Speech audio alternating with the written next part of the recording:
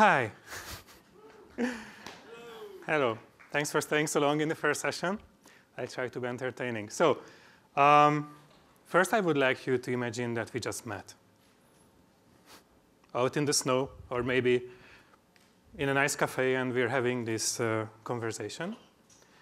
And 2 minutes in the conversation, I am casually mentioning a quote from a book that was your all-time favorite. And 1 more minute, I'm starting to hum a melody that was from the your favorite piece. And you feel that this has been the most authentic human conversation you've had in years, right? It's just so powerful. Except, I was just checking your browsing history. I had this really cool subscription for my social hacking package on my mobile subscription. You can buy this from ISP Studio in the US, right? It wasn't the most authentic. It was the least authentic human conversation you had in years. Now, maybe this won't happen because you know that I'll be doing this, right? And you'll be just suspicious, and you'll probably be doing the same. We'll have this era coming, like this Cold War times of animated, strange discussions. Then again, you might say that this won't happen. Do you guys remember how the Google Glass explorers were called? Anybody? Glass holes, yes. It was just socially so unacceptable to film people without asking them and knowing them. So we're safe, I can go home. The thing is that I'm from Hungary, and when the mobile phones came out, it was just socially so unacceptable to use them in public in Hungary. We call them butt phones or jerk phones, right? But norms change, and a few years go by, and here we are, calling away anywhere on the subway.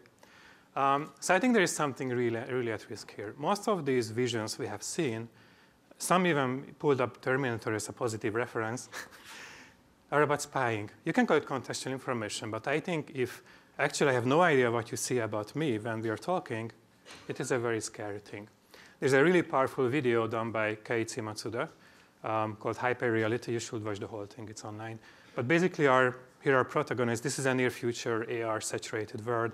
And our protagonist is, has this assistant that tells her how to work better, live better, how to shop better.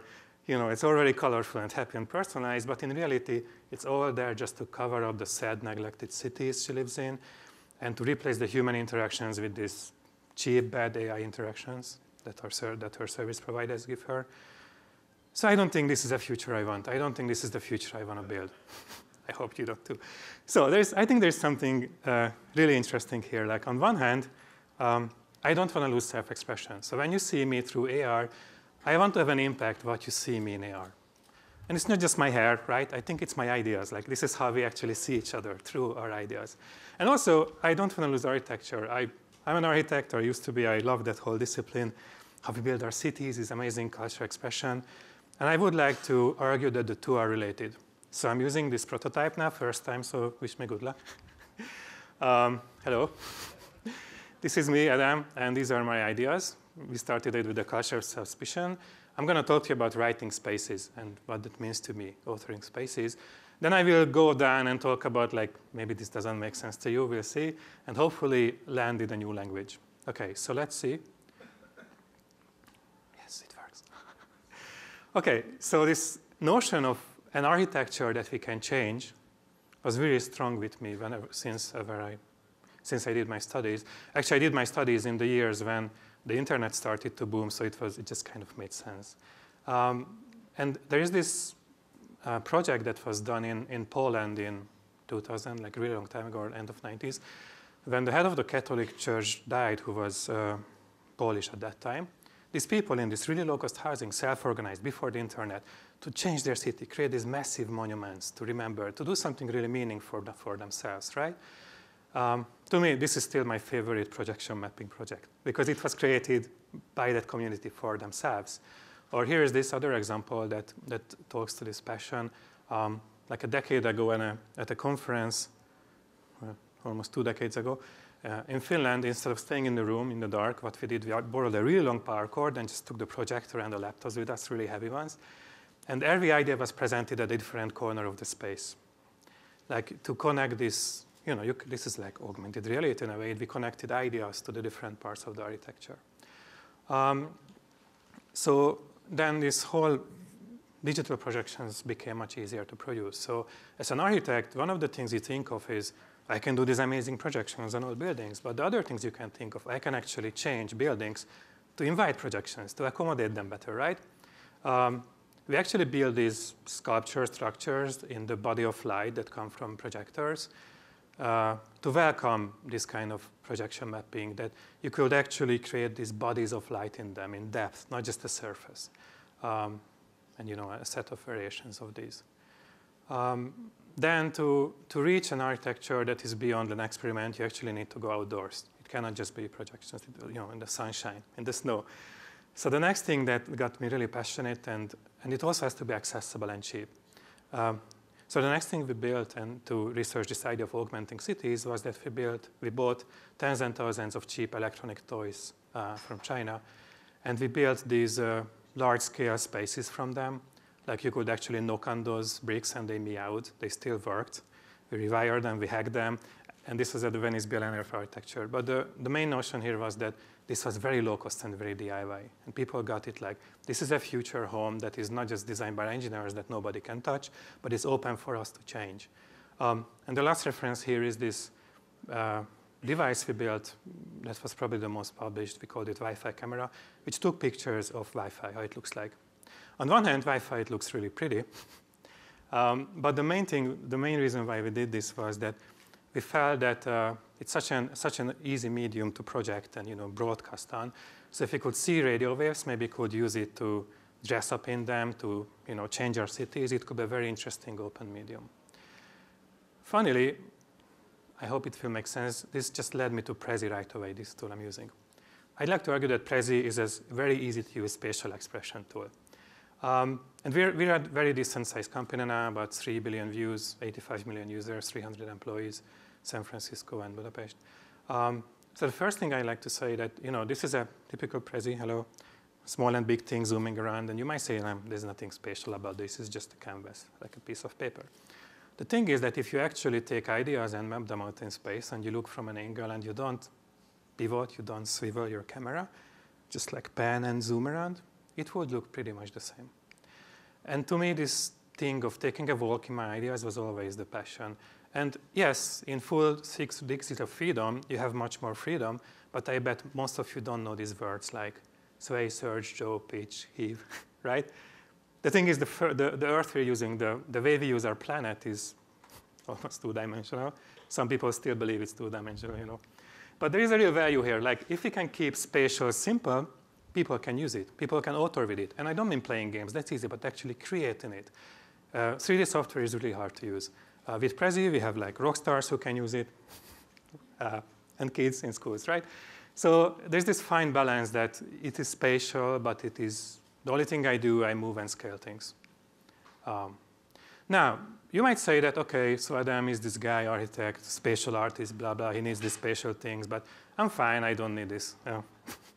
So the first argument here is I think that if you want to be able to speak, almost all the AR visions we saw, almost all were spatial. If you want to express themselves, not just playing games, but say something, I think we have to find a language that we can all write and author. I don't want to lose this ability. Second, I took this picture. I stole these pictures from John from last year's MIT conference of the same, like last year's ARiA conference. Do you see something invisible on these pictures? Everybody sees their hands. Yes, what is in their hands? I don't know. What they imagine. Yeah, they see something that we don't see, right? We all do this. We use our gestures. They are very spatial. We use our body language. It's very kinetic. And I would love to see this. I think we would reach each other much more if we could see this. Our language is full of kinetic concepts.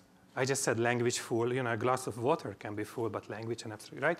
So this came with us. This really works. If you've been here yesterday, you saw her talking about this project called Nevermind. The only thing they did, they put abstract concepts in space, and suddenly people remember them. So this is real, but you don't have to believe MIT. Maybe you don't think this is the good place to do research. There's another school nearby who did a study that they compared this notion of using slides in a linear fashion, covering ideas from each other, to the other notion of using a zoomable canvas and seeing the spatial relations of ideas. This was a proper scientific study done by Harvard Department of Psychology, and it's pretty amazing results. We are very happy to see them. You can just Google Present Harvard to read the paper. But it's significantly more powerful. Now, I think if all this works, then we can build a new language that anybody can speak, and it's spatial, and it helps us to express ourselves. So let's see, what do we have there? The first thing here is that so we work a lot with TED. We spend months doing amazing prezzies. And then they put it on TED.com, and they only show the speaker. They show our prezzies like, this little. And it's very rightfully so. We actually want to see the human, the faces, the expressions, the gestures. Those are that really build the story. And the visuals just augment it. Human in the center, visuals augmenting. So this is one thing where I think this notion would really shine in the future. The second thing is that I believe that AR will simplify this whole spatial thing. Today's 3D software is really, really complex to use to author. I don't mean playing the games, but like if you ever looked at Maya or 3D Studio and you're not a pro, you will not look again. We did this app like 3 years ago. It's a little AR storytelling app called Nutshell. Apple featured it. We reached a few 100,000 users. It didn't really take off, but we found a really simple way to author little AR stories. My kids could use it. I think they were really, really beautiful and powerful. So there is this, they used all 6 degrees of freedom without knowing these concepts and having the funny tools to actually use them. Which kind of leads us to what we are working on now. In Present Innovation, which is this whole idea that I want to blend with my ideas. So the first instance we did was on the TED main stage in Vancouver. An amazing speaker, Robert Sapolsky, used it to talk about that moment when that happens in somebody's mind before they decide to kill somebody. Really powerful talk. And he was standing next to the gun, and it just made people shiver. Soon you will see Jim Novak just after lunch. Thank you for being so brave, to help us experiment. Thanks, Jim. And our friends, the sister conference, AWE, we had a few really powerful talks in Munich, and there will be many more in the California event coming. And there was one that I loved. This was very good. This was very good. And this guy from NVIDIA, he actually talked about the holodeck, and he went inside the holodeck, and and of course, one of the main value I can promise you here, or I can tell you that these presentations, they were done in a day, right? So this is not like this big project where a huge team is setting up some kind of stage AR experience. This is an easy-to-use authoring tool. So if you want to build a language, I think the most important thing to understand is people and how they want to speak the language. How do you want to interact with your ideas? How do you want to see them? Where do you want to see them around you? So this is our focus of our research, and through our, we're blessed to have good speakers that help us, to explore this and go further and see what works, see what doesn't work. But it puts smiles on most people's faces, on everybody's faces when they see their ideas around them. This is just how we see ourselves, in the mirror. And using an augmented mirror, it just makes sense. Now, so this is what I would like to ask from you. So please build moving stories. And I use the bullet list, so not to intimidate those who think this is too much space now. Use space to express yourself. Use the human in the center. And you can use our tool for the next talk you give. It's just if you reach out to us, if this makes sense to you. Thank you. Woo!